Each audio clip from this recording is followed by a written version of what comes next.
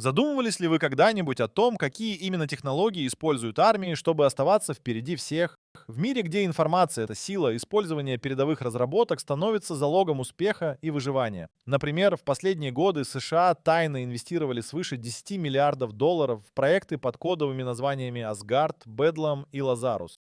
Эти программы охватывают исследования искусственного интеллекта, разработку кибероружия и гиперзвуковых систем. В то время как США усиливают свои инновации, Россия также не дремлет. Их экспериментальные дроны и умные бомбы с невероятной дальностью более 100 километров уже вызывают любопытство и страх у стратегов. Такие технологии могут перестроить будущее военных конфликтов, где победа будет зависеть от интеллекта и скорости, а не только от количества солдат и техники. И это лишь верхушка айсберга того, что мы вскоре рассмотрим более детально. Приготовьтесь узнать, какие секретные разработки формируют новое поколение войн и открывают совершенно иной взгляд на традиционные методы ведения борьбы. Пора разгадать, что скрывается в глубинах военных лабораторий и исследовательских центров по всему миру. На Земле есть места, которые остаются загадкой для большинства из нас. Одно из самых известных таких мест — это Грум-Лейк, также известный как Зона 51 в штате Невада. Это настоящий центр испытаний и разработок перспективных летательных аппаратов для вооруженных сил США. Хотя о его деятельности ходит много слухов, большинство из них остается неподтвержденным. Однако нельзя отрицать, что здесь используются наисовременнейшие технологии. В мире циркулируют домыслы о существовании скрытых военных объектов в труднодоступных регионах, например, в джунглях Бразилии. Хотя конкретных подтверждений этим слухам нет, они подкрепляются догадками об использовании таких мест для разработки и испытания новейших технологий. И еще один слух касается мифической базы в Новой Мексике, известной в теории как Дулси Бейс, где якобы проводятся неизвестные испытания. Также существуют предположения о существовании глубоководных станций, где могут проходить эксперименты с новыми технологиями. Несмотря на недостаток официальной информации, такие слухи еще больше подогревают интерес к военным секретам. Глобальные сверхдержавы, такие как США и Россия, серьезно инвестируют в развитие военных технологий, включая космические и автономные системы. Современные армии стремятся получить преимущество, используя эти прорывные разработки. То, что сегодня развивается в этих секретных локациях, может коренным образом изменить будущее военных конфликтов. Загадочно, но захватывающе предстоит узнать, какие еще тайны скрываются за этими стенами и куда они ведут человечество в новый век. Как же самолеты становятся невидимыми для радаров? Тут не все так просто. F-117 Nighthawk, ставший первым массовым боевым самолетом с технологией стелс, раскрыл новый мир в воздушном противостоянии. В основе этой технологии лежит структура корпуса со специальными углами и гранями, которые отклоняют радиолокационные волны в сторону в сочетании с радиопоглощающими материалами. Это не просто делает самолет менее заметным для радаров, но и полностью меняет подход к ведению воздушного боя. Важно подчеркнуть, что полное поглощение радиосигнала невозможно, и есть определенные ограничения. К примеру, стелс-технология отлично работает против радаров, использующих сантиметровые радиоволны, но более крупные метровые волны могут все же обнаружить такие самолеты. Так, в 90-е годы на Балканах F-117, несмотря на свои удивительные характеристики, был сбит, потому что его выявили именно с помощью метровых радаров. США, кстати, не единственные, кто делает ставки на невидимость. Россия и Китай также разрабатывают свои стелс-истребители. Россия продвигается с проектом Су-57, а Китай работает над JE-20 и JT-31. Несмотря на некоторые сомнения в их характеристиках, никто не может отрицать, что эти разработки способны изменить расклад сил в воздухе. Самолеты с технологией стелс снижают вероятность обнаружения, но они не слышны и уязвимы к инфракрасному излучению. Эта борьба за небесное господство все еще продолжается и подразумевает не только традиционные самолеты, но и более современные решения, такие как гиперзвуковые летательные аппараты. Возможно, именно они станут следующими революционерами в области авиации. Дроны, казалось бы, маленькие и незаметные, являются одним из самых впечатляющих инструментов современных секретных операций. Они не просто уменьшают свою заметность на радарах, но и внедряют комплексный подход. Их корпуса обладают улучшенными формами для снижения радиолокационной, тепловой и акустической заметности. Использование пассивных сенсоров и сложных алгоритмов позволяет им проникать незамеченными даже в условиях плотной обороны. Современные беспилотники мастера в оптимизации маршрутов и обнаружении целей. Искусственный интеллект позволяет им автономно справляться с множеством задач, хотя критические этапы миссии все еще могут требовать ручного управления. Это позволяет дронам действовать максимально эффективно, избегая детекции, Американский RQ-170 Sentinel стал известен благодаря своим скрытным разведывательным операциям. И хотя Иран утверждал, что смог его перехватить, этот дрон доказал свою неоценимую ценность во время таких миссий. В то время как Китай и Россия активно работают над своими дронами, их разработки еще не достигли уровня лучших моделей США. Среди инноваций, меняющих правила игры, гибридно-электрические силовые установки, снижающие шум и увеличивающие продолжительность полета. Проекты вроде General Atomics Ghost для ВВС США являются ярким примером того, как технологии двигаются вперед. Также разрабатываются специальные миниатюрные ракеты и лазерное оружие, не говоря уже о многоспектральных камуфляжных покрытиях. Хотя дроны еще не полностью невидимы для всех сенсоров, они формируют новые стратегии ведения боевых действий, продвигая границы возможного. И это только начало. Впереди нас ждет множество ошеломительных открытий. Какие еще технологии изменят привычные представления о войне и насколько далеко армии готовы зайти в своих разработках? Ответ не за горами. Квантовые компьютеры начинают менять правила игры в военной криптографии, становясь реальной угрозой устоявшимся системам защиты. Недавно китайские ученые под руководством Ван Чао продемонстрировали возможность взлома алгоритмов Present, Gift64 и Rectangle с помощью квантового компьютера D-Wave Advantage. Эти алгоритмы применяются в военной криптографии, и хотя речь пока не идет о полном взломе всех шифров, это событие стало важным шагом вперед, заставив мировые державы насторожиться. Важно понимать, что квантовые компьютеры не быстрее традиционных в решении всех задач, но в области криптоанализа они показывают впечатляющие результаты. На сегодняшний день, хотя взлом AES-256 еще не достигнут, квантовые технологии уже приблизились к этой возможности, что влечет за собой серьезные последствия для традиционных методов шифрования. Метод квантового распределения ключей, QKD, считается одним из самых перспективных подходов для создания защищенных коммуникаций.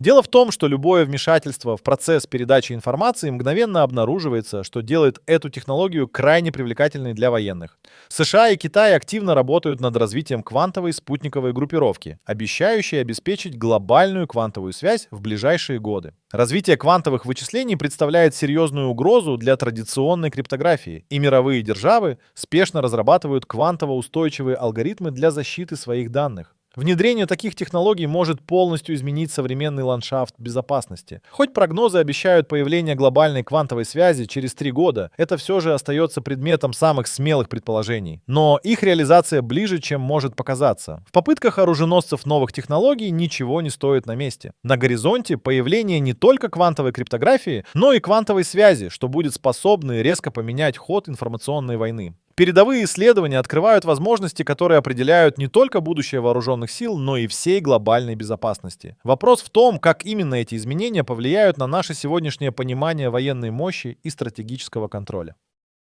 На поле боя роботы не просто присутствуют, они активно его реформируют. Современные технологии позволяют создавать машины, которые могут выполнять задачи в сложнейших условиях. Американская система MUL, разработанная агентством DARPA, представляет собой автономную нагрузочную платформу. Она предназначена для перевозки грузов, существенно облегчая нагрузку на мобильные войска. Способность мулам планировать свои передвижения в условиях пересеченной местности делает их незаменимыми в современных тактических операциях.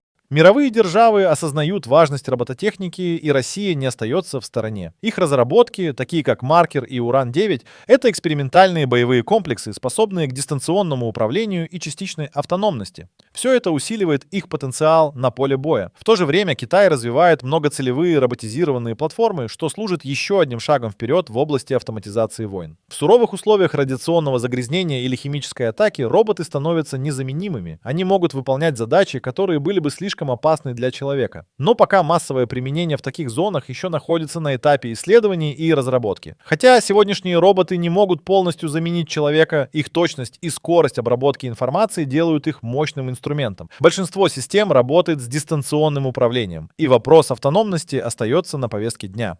Международные сообщества уже разрабатывают стандарты, чтобы ограничить использование полностью автономных боевых систем.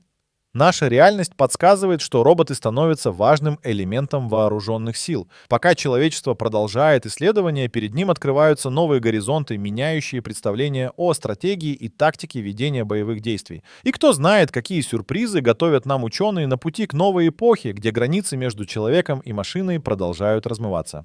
Гиперзвуковое оружие представляет собой настоящую революцию в военных технологиях. Эти устройства способны развивать скорость свыше 5 махов, что приблизительно составляет 6000 км в час и является порогом гиперзвука. Эта высокая скорость удивляет не только силу своего удара, но и маневренность, которая делает их практически неуловимыми для системы противоракетной обороны. Существует три основные формы гиперзвукового оружия: гиперзвуковые планирующие аппараты, крылатые ракеты и аэробаллистические ракеты. Каждый из этих классов имеет свои уникальные преимущества. Например, гиперзвуковые планеры способны маневрировать, что усложняет оборону против них. Гиперзвуковые крылатые ракеты с прямоточными воздушно-реактивными двигателями, известными как скрамджеты, могут поддерживать высокую скорость и точность. Интересно отметить, что идеи гиперзвука начали формироваться еще во времена Второй мировой войны с проекта Зильберфогель. В последующие десятилетия, особенно в 60-х и 70-х годах, США активно исследовали эти технологии в рамках программы Dyna-Soar. Однако именно в наше время эти разработки стали осязаемыми и применяемыми на практике. Россия, Китай и США лидируют в гонке гиперзвуковых технологий, инвестируя огромные ресурсы и стремясь получить преимущество в возможных конфликтах будущего. Но и другие страны также прилагают усилия, чтобы не отставать в этой новой военно-технологической гонке. Гиперзвуковое оружие — это не только скорость. Его маневренные качества и возможность использовать хитроумные траектории делают его практически неуязвимым для современного противостояния. Такой прорыв меняет наши представления о потенциале вооруженных сил, заставляя задуматься о новых стратегиях и последствиях их применения. Какие же еще скрытые силы поднимаются над горизонтом и готовы встряхнуть мир? Мы продолжим этот захватывающий путь изучения войн будущего. Когда речь заходит о лазерах, то сразу возникают образы фантастических фильмов, но на самом деле эти системы уже становятся важной частью арсенала современных вооружений. Лазеры, способные нейтрализовать цели на удивительной скорости, это оружие будущего, которое активно разрабатывается крупнейшими армиями мира. Американская система Атена продемонстрировала эффективность в уничтожении дронов, справляясь с задачей за считанные секунды, но для этого она должна держать цель под воздействием луча определенное время. Россия тоже делает успехи с проектом «Посох», который за несколько секунд прожигает дрон на значительном расстоянии. Это пример того, как лазерное оружие может стать важным элементом ближнего контура защиты.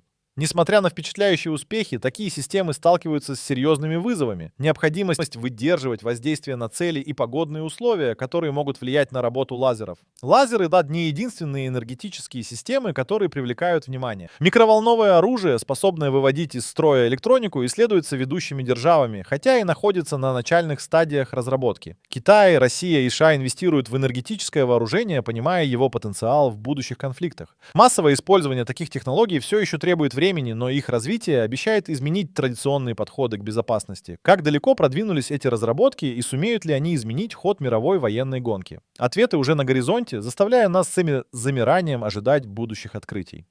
Ведутся удивительные исследования, раскрывающие потенциал генетического редактирования в укреплении сил современного солдата. В Соединенных Штатах проекты под эгидой DARPA активно работают над улучшением выносливости и умственных способностей бойцов. Здесь идет речь не о фантастическом превращении в супергероев, а о реальных улучшениях, способных помочь солдатам адаптироваться к экстремальным условиям путем более быстрого восстанавливания энергии и способности к бодрствованию. Китай и Франция также движутся в этом направлении, развивая проекты генетической оптимизации. Однако от лабораторий до массового применения еще долгий путь, и нынешние достижения могут быть использованы лишь в узком круге специализированных операций.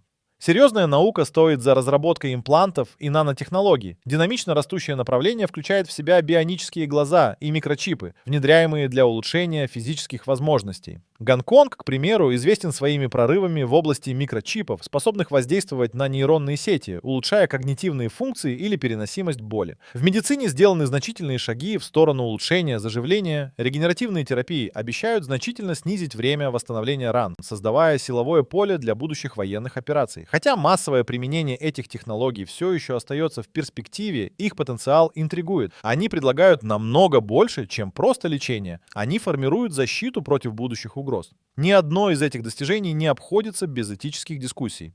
Мир уделяет пристальное внимание возможным последствиям и границам использования таких новаций. Опасения по поводу возможной генетической гонки или непредвиденных последствий являются ключевым вопросом на международном уровне. Что ждет нас впереди, когда технологии и природа соединятся, чтобы создать новый уровень боевой готовности? Тайна ли будет развертывание будущих изобретений, остается под вопросом, но мы уже можем быть уверены, что на горизонте совершенно новая эра военных достижений. В современном мире киберпространство стало полем битвы нового типа. Сегодня страны вкладывают миллиарды в развитие технологий защиты информации. В США на страже кибербезопасности стоит киберкомандование, известное как Cybercom. И это их главная миссия, да, защита военной инфраструктуры от хакерских атак. Эти специалисты не только защищают, но и готовы к проведению наступательных операций в цифровой среде. Интересно, что Россия не отстает и активно формирует кибервойска, превращая их в новый вид войск, который будет полностью сформирован к 2025 году. Эти силы разрабатывают стратегии защиты и еще контратаки на киберугрозы. Китай же делает акцент на использовании искусственного интеллекта и машинного обучения, позволяя им своевременно идентифицировать подозрительную активность и оперативно на нее реагировать.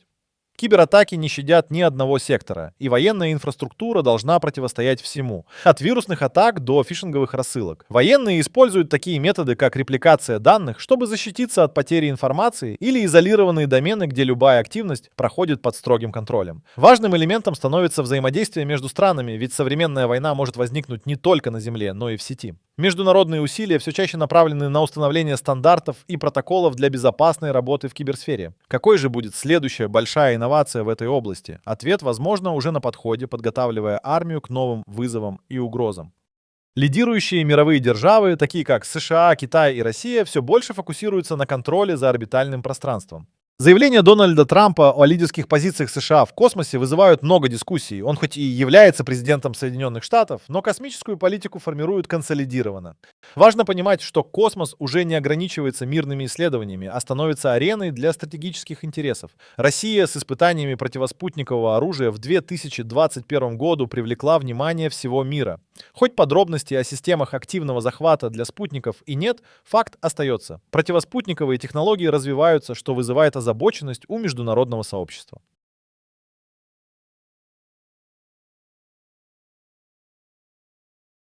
Американские космические силы, созданные в 2019 году, имеют как оборонительные, так и потенциальные наступательные цели, включая использование микроспутников для слежения. Хотя детали официально не раскрываются, очевидно, что развитие космических технологий — одна из приоритетных задач. Высокие затраты на энергетику и сложность таких разработок признаются как существующие вызовы. Тема полноценной космической армии пока на стадии обсуждения, но сам процесс формирования космических структур в военных ведомствах активно идет. Рост спутников с разведывательными и коммуникационными функциями — подтвержденный факт, на который влияют такие страны, как Россия, США и Китай. Космос становится новым уровнем в стратегической игре, где каждая держава старается укрепить свои позиции. Вопрос в том, какие новые меры и технологии изменят динамику военных действий в будущем. Сейчас, в эпоху быстрых технологических изменений, армия сталкивается с непростыми этическими и правовыми вызовами, которые становятся объектом множества международных дискуссий. Начнем с автономных боевых систем. Сегодня международные соглашения, регулирующие их разработку, пока находятся только в стадии обсуждения. При этом такие площадки, как ООН, активно обсуждают возможность введения ограничений на использование автономного оружия, способного принимать фатальные решения без участия человека. Биотехнологии и их возможное применение для создания так называемых суперсолдат вызывают не меньше споров. Текущая действительность такова, что реальных доказательств массового применения генных редактирований в военных целях нет. Однако обсуждения этических вопросов активно ведутся в основном с целью предотвратить возможные злоупотребления в будущем. Это показывает, что опасения не напрасны и готовы вспыхнуть в случае фактического внедрения таких технологий. Кибервойна продолжает оставаться на передовой линии конфликтов, где правовые нормы еще